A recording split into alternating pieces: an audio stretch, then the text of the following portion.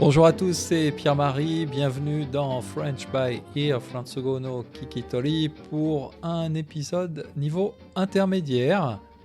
J'espère comme d'habitude que vous allez bien. Aujourd'hui, j'ai envie de parler de publicité, de loto et n'ayons pas peur des grands mots de philosophie de la vie. J'ai vu récemment que sur la plateforme que j'utilise pour mon podcast, j'ai maintenant la possibilité de mettre de la publicité sur mon podcast, mais franchement, je ne crois pas que je vais le faire parce que j'aime pas trop la publicité pour être honnête. Je sais pas vous, mais moi, j'aime pas beaucoup. Que ce soit au cinéma, à la radio, ou même sur Internet, en particulier sur YouTube. Il y a même des fois où je déteste carrément. Je me suis fait cette réflexion il n'y a pas très longtemps quand Jane Birkin est décédée. Et donc, comme beaucoup de monde, je suis allé sur YouTube pour écouter un peu des chansons de Jane Birkin. Et avant de pouvoir écouter ces chansons, qu'est-ce qu'on a? Des publicités débiles ou des comédiens adultes déguisés, je sais pas, en girafe ou en grenouille, chantent des chansons ridicules pour nous vendre des chips ou des assurances vie. Ça m'énerve dans ces cas-là, vraiment, je déteste. J'avais eu le même problème quand Ryuichi Sakamoto était mort et que j'avais envie d'écouter un peu sa musique sur YouTube. Bref, je ferme la parenthèse, j'aime pas trop la publicité, mais c'est une généralité et il y a des exceptions. De temps en temps, il y a des publicités que j'aime beaucoup parce que je les trouve intelligentes ou drôles ou même les deux en même temps. Et dans cette catégorie de publicité, il y a une très vieille publicité de la Française des Jeux. La Française des Jeux, c'est la société qui organise le loto en France. Et c'est donc une publicité, enfin plus précisément le slogan d'une publicité qui date du début des années 90.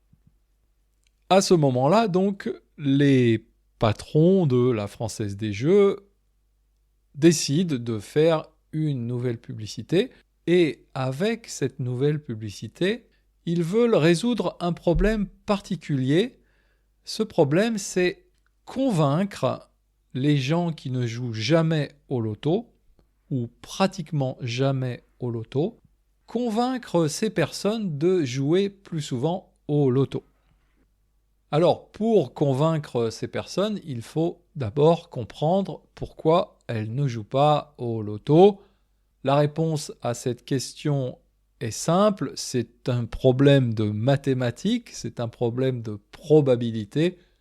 Les gens qui jouent jamais au loto ou qui n'y jouent presque jamais pensent, et ils ont raison bien sûr, qu'ils ont très peu de chances de gagner. En effet, et donc ça c'est tout simplement un calcul mathématique, en France, le loto, il faut choisir 6 numéros dans une grille, on appelle ça une grille de loto. Il faut choisir dans une grille de 49 numéros, 6 numéros. Et si on veut gagner le gros lot, c'est-à-dire la plus grosse somme d'argent possible, il faut bien sûr trouver les 6 bons numéros. Mais la probabilité de trouver les 6 bons numéros, précisément, elle est de 0,0000005%. Ça veut dire que quand on joue au loto, on a une chance sur 20 millions de gagner le gros lot. Et donc c'est un pourcentage qu'on pourrait définir comme infinitésimal. Infinitésimal, c'est un adjectif un peu savant en français pour dire extrêmement petit, infiniment petit, infinitésimal donc. Alors qu'est-ce qui s'est passé? Les dirigeants de la Française des Jeux et leur agence de publicité ont réfléchi à ce problème et ils ont trouvé, à mon avis, le slogan parfait, l'argument parfait pour convaincre les réticents au loto. Et donc, leur nouveau slogan à cette époque, c'est devenu 100% des gagnants ont tenté leur chance. Autrement dit, 100% des gens qui ont gagné au loto ont joué au loto, ont essayé de jouer au loto. Et à mon avis, c'était une réponse absolument parfaite, puisque les gens qui ne jouent pas, ils expliquent qu'ils ne jouent pas pour une question de probabilité, de pourcentage. Eh bien, la Française des Jeux répond à cet argument avec un autre pourcentage, mais cette fois-ci, ce pourcentage, c'est 100%. Voilà donc, à mon avis, un exemple de publicité intelligente et drôle. Alors, est-ce que cette publicité a marché? Est-ce qu'elle a amené plus de gens à jouer au loto? Je ne sais pas exactement, mais je pense que oui.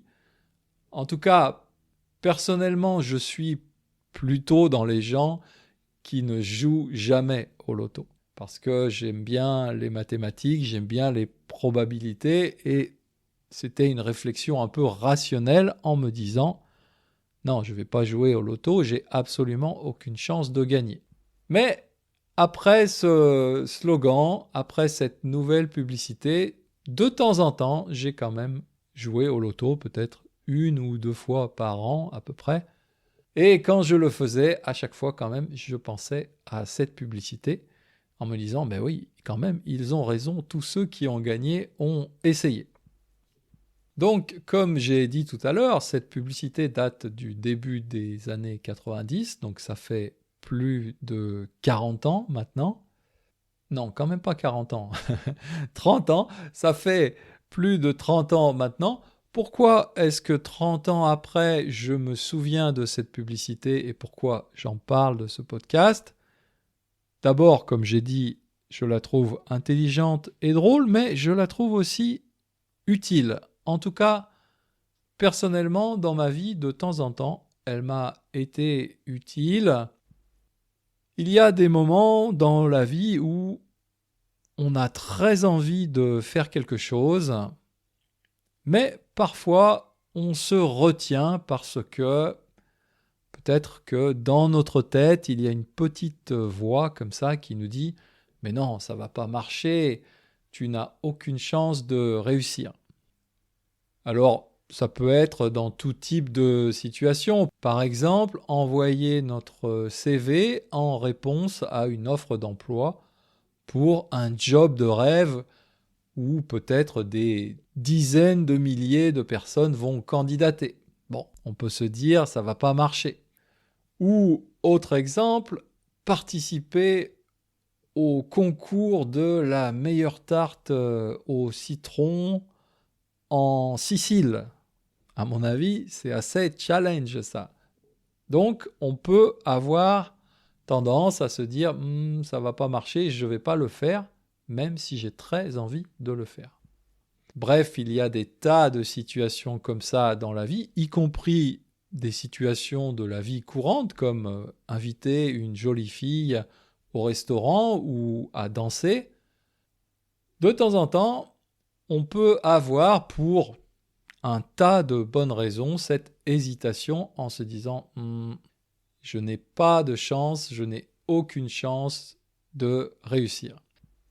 Et donc, dans ce genre de situation, je trouve que ça peut être utile, en tout cas personnellement ça m'a été utile, de regarder le problème différemment, de regarder le problème sous un autre angle, en réfléchissant un peu comme la Française des Jeux et ce slogan publicitaire. Après tout, c'est vrai, 100% des gagnants ont tenté leur chance. Pourquoi pas moi aussi? Et donc, j'essaye. Quelque part, ça me rappelle aussi un autre slogan publicitaire très célèbre cette fois-ci au niveau mondial, le slogan de la société Nike, quand ils ont commencé leur activité, quand ils ont commencé à vendre des baskets, et je pense que c'est toujours d'ailleurs leur slogan actuel. Le slogan de Nike, c'est « Just do it » en anglais. En français, comment on pourrait dire « juste fais-le », c'est un peu bizarre. On va dire tout simplement « fais-le » avec un point d'exclamation. Donc oui, 100% des gagnants ont tenté leur chance et la seule façon de savoir, c'est de le faire, de le just do it, comme dirait Phil Knight, le fondateur de Nike. Voilà, c'est tout pour aujourd'hui. Retrouvez la transcription de ce podcast sur mon site internet, comme d'habitude, et je vous dis à bientôt, Mata Jikai.